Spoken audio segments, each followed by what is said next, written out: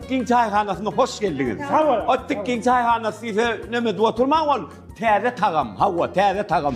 Ha, sen bana geçen 3 bölümde de yüzgar ettin de beni. Şu çağırmadık girdin de ben. Şu maşinin yanına durmalım değil mi sen? Dedim, Türkçe. Arslan ağacım umarım yapmadım. İştahını kesmeyin. İşcanı kesmem lan. İştahı var. Akran veriyor. Ödünü akran veriyorsun. Kesmen lazım biliyor musun? Biliyor musun? Hava. Değil mi? Aylığını kesmelim o. İş bilen işi yok ya. İş bilen iş yok. Kim var da? Tıkki. Onu elmeniyor bay. Onu elmeniyor. Balli. Ne diyeyim lan? Hava. Bak. Nuri. Bak. Aa, kıyap bir şey yapayım da bir şey. Yani müşteriler geliyor ya. Müşteri. Nuri kov. İşte bir şey mi? Akran bir şey yanlış karo. Ay ne diyor ya bazı?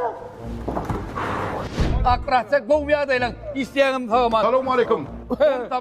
Allah sunatları menden o. Ne bir daha var. Hay şöyle geldik. Ben kendi sayhana sıcak böyle. Sayhana ışıkları gelip okudu ışık sayhana sıcak böyle yana. Ne. Sayhana. Bu ne?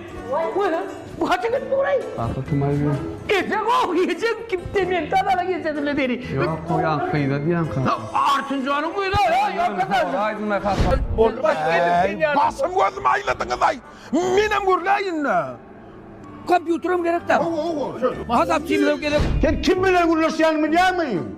Evet. Arsınla uğraşan. Afyan kim bilen uğraşan bilemem. Sen bilen uğraşan. Men kimdigimi bilemem. Kim sen?